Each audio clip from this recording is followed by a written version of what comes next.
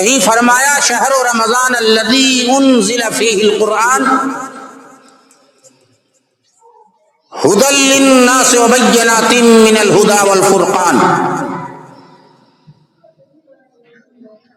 تو کہیں فرمایا انا انزلناہ فی لیلۃ القدر وما ادراک ما لیلۃ القدر لیلۃ القدر خیر من الف شہر، اور کہیں فرمایا انا انزلناہ فی لیلۃ مبارکہ۔ قرآن کریم کو اللہ تبارک و تعالی نے رمضان المبارک کے مہینے میں نازل فرمایا۔ قرآن کریم کو اللہ تبارک و تعالی نے مبارک رات میں نازل فرمایا۔ قرآن کریم کو اللہ تبارک و تعالی نے لیلۃ القدر میں نازل فرمایا، اور قرآن کریم کو اللہ تبارک و تعالی نے جس مہینے میں نازل فرمایا اس مہینے کا نام رمضان المبارک رکھا، اور جس رات میں نازل فرمایا اس رات کا نام لیلۃ القدر رکھا۔ اور قرآن کریم کو رمضان المبارک کے مہینے میں نازل کر کے رمضان المبارک کے مہینے کی شان کو بڑھا دیا۔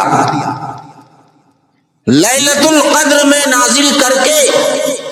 لیلۃ القدر کی شان کو بڑھا دیا۔ جس پیغمبر پر اللہ تبارک و تعالی نے قرآن کریم کو نازل کیا اس پیغمبر کو خاتم النبیین اور امام الانبیاء بنا دیا۔ جس فرشتے کے ذریعے اللہ تبارک و تعالی نے قرآن کریم کو نازل فرمایا اس فرشتے کو سید الملائکہ اور روح الامین ٹھہرا دیا، اور اس قرآن کریم کو پڑھنے والے اور پڑھانے والے کو پوری کائنات میں سب سے زیادہ اگر کوئی بہتر کام قرار دیا، سب سے اچھا کام قرار دیا، سب سے نیکی کا کام قرار دیا گیا تو وہ قرآن کریم کا سیکھنا اور سکھانے کو قرار دیا گیا۔ نبی کائنات جناب محمد رسول اللہ صلی اللہ تعالی علیہ وسلم نے فرمایا من تعلم القرآن خیرکم من تعلم القرآن وعلمہ، تم میں سب سے بہترین آدمی وہ ہے، تم میں سب سے افضل آدمی وہ ہے، تم میں سب سے اچھے آدمی وہ ہے جو قرآن کو سیکھتا ہے اور سکھلاتا ہے، جو قرآن کو سیکھتا ہے اور سکھلاتا ہے۔ پتہ یہ چلا کہ یہ قرآن کریم تمام کتابوں میں اعلیٰ اور افضل ہے۔ آسمانی کتابیں جتنی ہیں،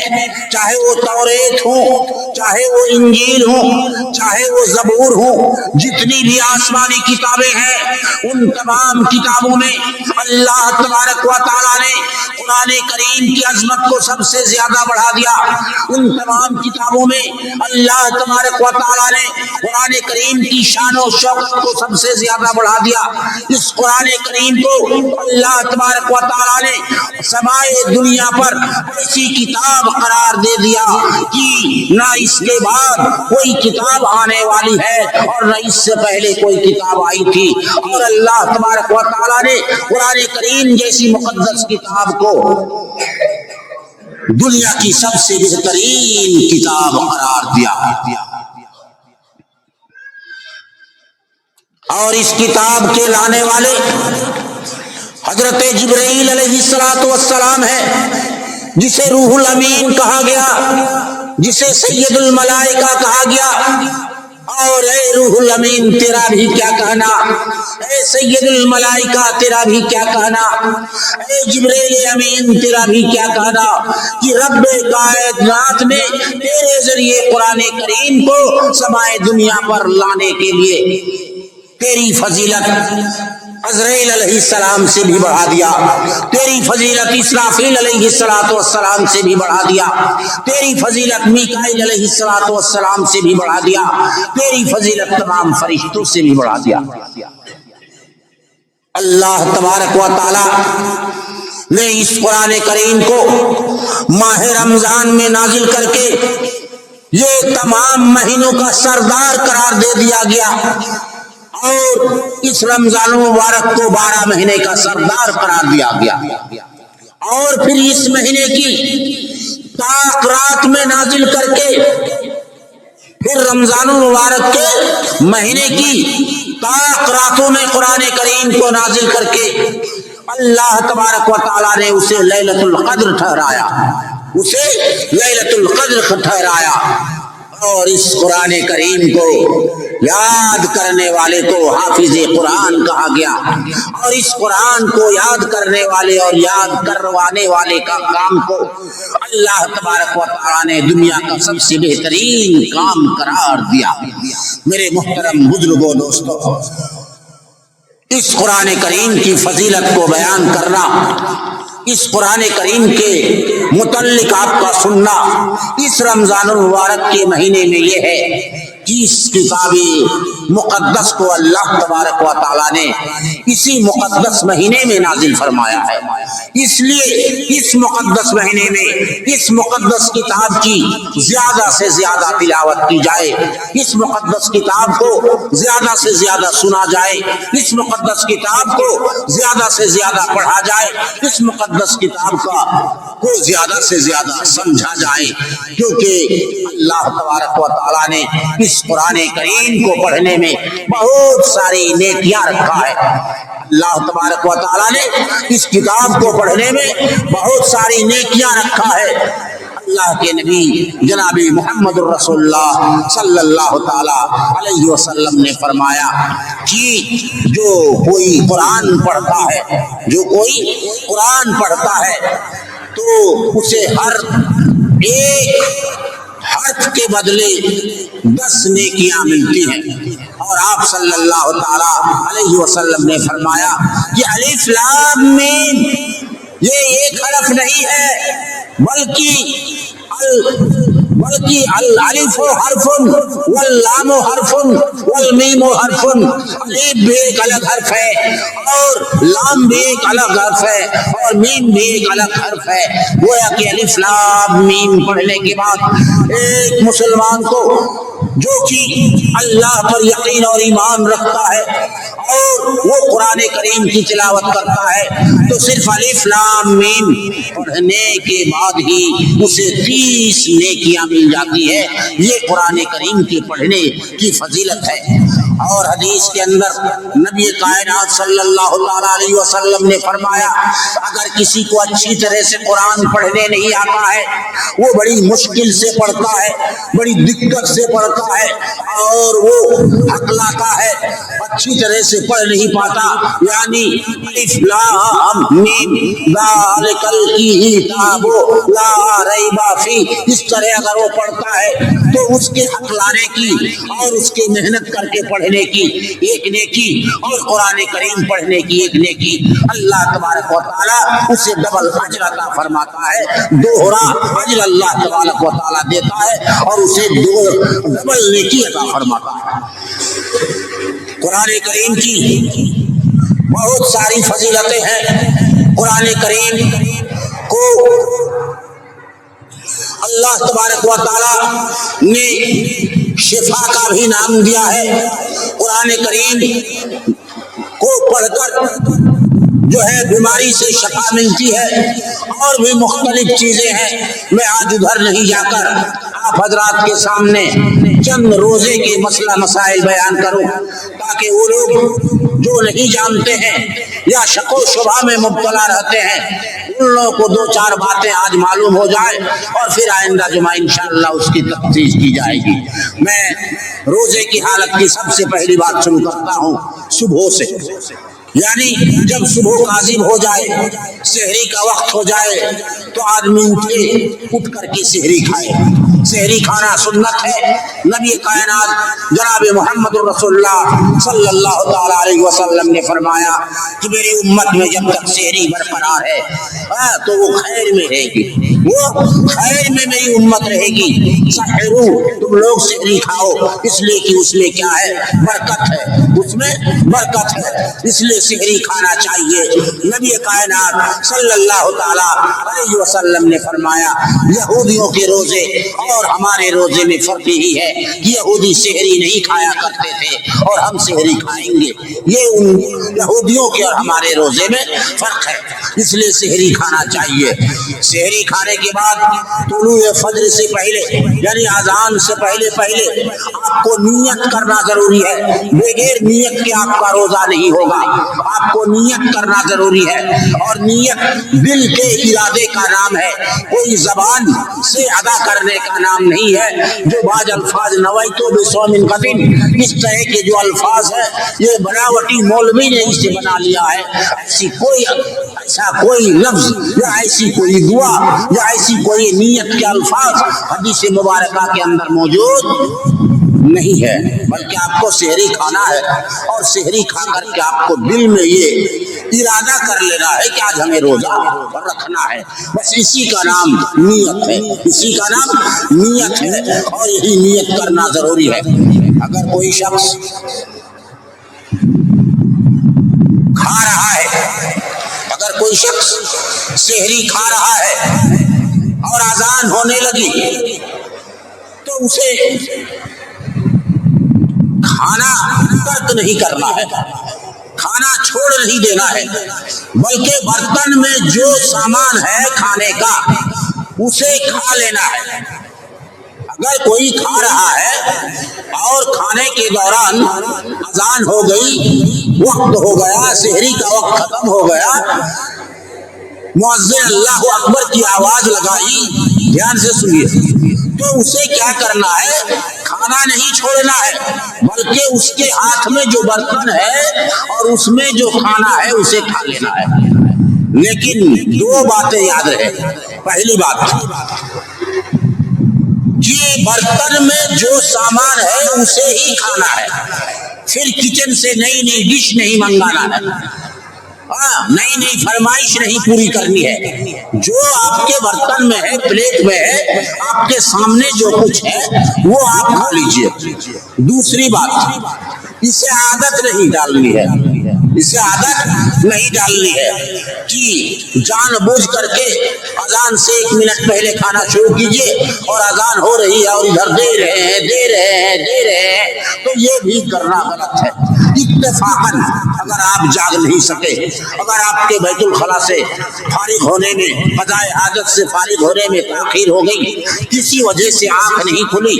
وغیرہ وغیرہ، اگر اس قسم کی بات ہے اور آپ ایک لقمہ اٹھائے ہیں یا برتن ہاتھ میں لیے ہیں، پلیٹ ہاتھ میں لیے ہیں، کھانا ہی چاہتے ہیں اور اذان شروع ہو گئی تو آپ کھا لیجئے، جو برتن میں ہے آپ اسے کھا لیجئے، لیکن عادت قطعی نہیں بنانا، عادت بالکل نہیں بنانا ہے۔ اور کبھی کبھار اگر اس طرح اتفاق سے ہو جاتا ہے تو اس میں کوئی مذائقہ نہیں، کسی قسم کی کوئی خرابی نہیں۔ تیسری بات، اگر کوئی سحری کھانے سے پہلے غسل جنابت نہیں کر پایا ہے، اگر کوئی سحری کھانے سے پہلے غسل جنابت نہیں کر پایا ہے تو بعض جاہل کیا کرتے ہیں، وہ سحری بھی نہیں کھاتے، وہ روزہ بھی نہیں رکھتے، وہ چھوڑ دیتے ہیں۔ نہیں، آپ کسی وجہ سے اگر سحری کھانے سے پہلے غسل نہیں کر پا رہے ہیں تو آپ سحری کھائیے، آرام سے کھائیے، کوئی دقت اور پریشانی نہیں ہے، آپ آرام سے کھائیے، لیکن طلوع فجر سے پہلے آپ کو غسل کرنا ضروری ہے. کیوں؟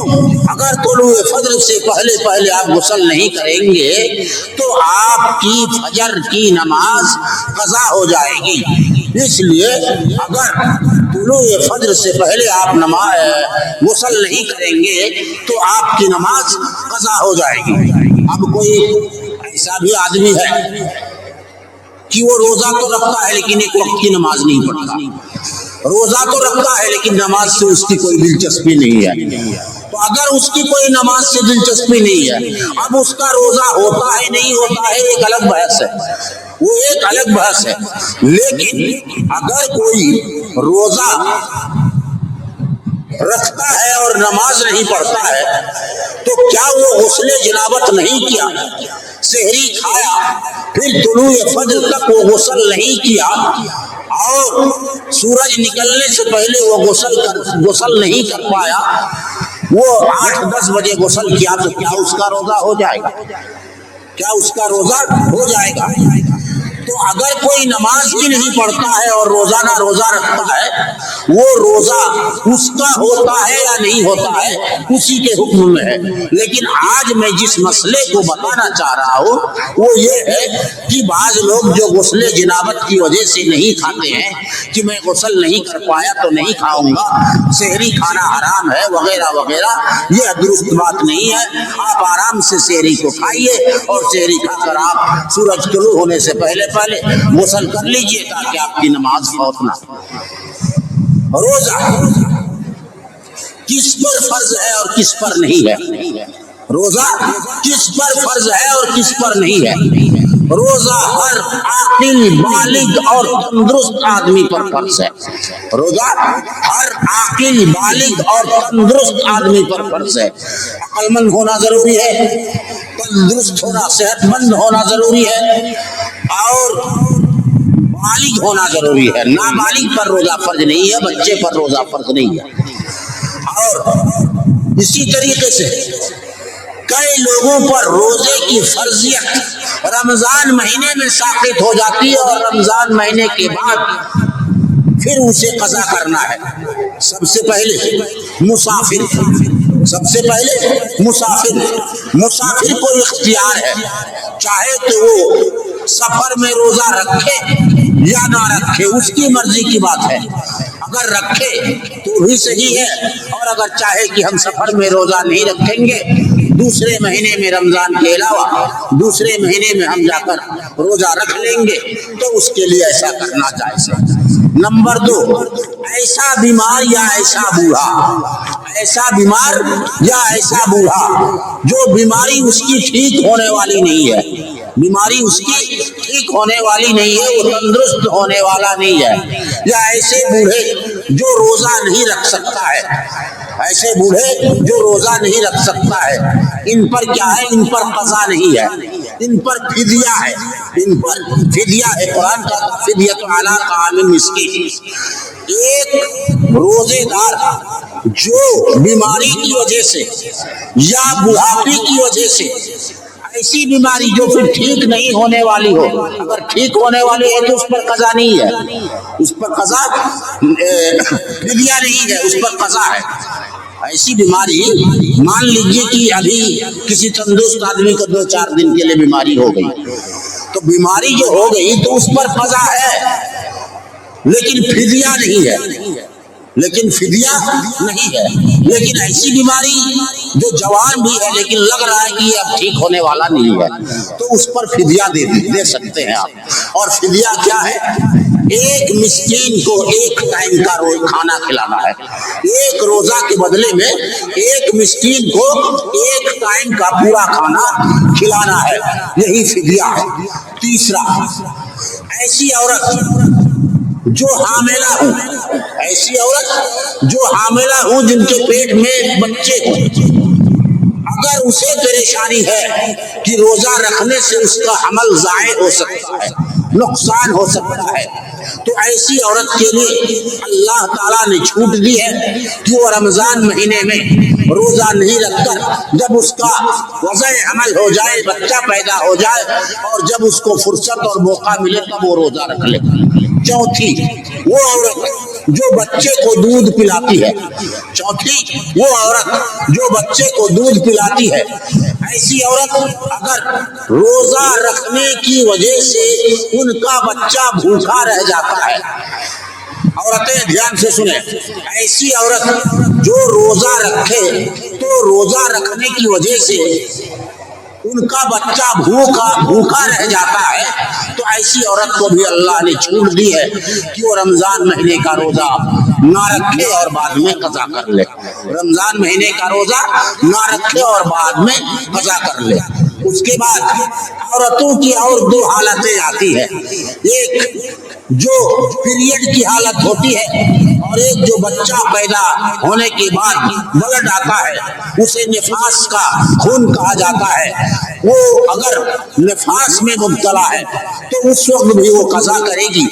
جب تک اس کا نفاس کا بلڈ بند نہیں ہو جاتا ہے اور ختم نہیں ہو جاتا ہے۔ اسی طرح ماہواری کا معاملہ کہ جب تک اس کی ماہواری ختم نہیں ہو جاتی ہے تب تک وہ روزہ نہیں رکھے گی، پھر بعد میں اس کی روزہ رکھے گی۔ یاد رہے عورتیں کہ نماز میں قضا نہیں ہے، حالت پیریڈ میں جو نمازیں چھوٹ جاتی ہیں اس نمازوں کو دہرانا نہیں ہے، وہ نماز قضا نہیں ہے، لیکن روزے میں قضا ہے۔ اس حالت میں جو بھی روزے آپ کے چھوٹ جائیں ان روزوں کو آپ کو رمضان مہینے کے گزر جانے کے بعد آپ کو یہ روزہ رکھنا ہے۔ اسی طرح سے یہ باتیں ہمیں معلوم ہو گئی کہ کن کن کو اللہ نے رمضان مہینے میں روزہ رکھنے سے چھوٹ دی ہے اور کن لوگوں کو فدیہ دینے کے متعلق بھی حکم ہے اور ان کو بھی چھوٹ دی گئی ہے کہ وہ آدمی فدیہ دے سکتا ہے۔ اس کے بعد اور بھی جو مسئلے آتے ہیں کہ بھول کر کھا پی لینا، اگر کوئی شخص بھول کر تھوڑا کھا پی لیتا ہے تو وہ کلی کرے، توبہ و استغفار کرے اور روزہ نہ توڑے۔ اگر اسی طریقے سے اگر اس کا روزے کی حالت میں احتلام ہو جاتا ہے، روزے کی حالت میں احتلام ہو جاتا ہے، سویا ہے اور احتلام ہو گیا، تو اس سے روزہ فاسد نہیں ہوتا اور روزہ خراب نہیں ہوتا۔ اسی طرح اور بھی بہت سارے مسئلے ہیں، انشاءاللہ آئندہ جمعہ آپ حضرات کے سامنے پیش کیے جائیں گے۔ اللہ تبارک و تعالیٰ سے دعا ہے الہ العالمین ہم تمام مسلمانوں کو صحیح ڈھنگ سے روزہ رکھنے اور تمام مسئلہ مسائل کو مد نظر رکھتے ہوئے ہر اس چیز سے بچنے کی توفیق دے جس سے روزہ فاسد ہو جاتا ہے۔ بارک اللہ لنا ولکم فی القرآن المجید ونفعنا وإیاکم بالآیات والذکر الحکیم انہ تعالی جواد کریم ملک رؤوف رحیم۔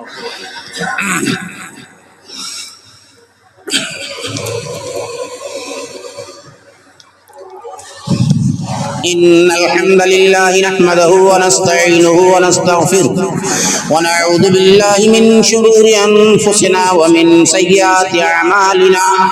من يهده الله فلا مضل له ومن يضلل فلا هادي له ونشهد أن لا إله إلا الله وحده لا شريك له ونشهد أن محمدا عبده ورسوله يا أيها الذين آمنوا صلوا عليه وسلموا تسليما اللهم صل على محمد وعلى آل محمد كما صليت على إبراهيم وعلى آل إبراهيم إنك حميد مجيد اللهم بارك على محمد وعلى آل محمد كما باركت على إبراهيم وعلى آل إبراهيم إنك حميد مجيد عباد الله رحمكم الله إن الله يأمر بالعدل والإحسان وإيتاء ذي القربى وينهى عن الفحشاء والمنكر والبغي يعظكم لعلكم تذكرون اذكروا الله يذكركم وادعوه يستجب لكم ولذكر الله تعالى أعلى وعز وجل وأتم وأكبر۔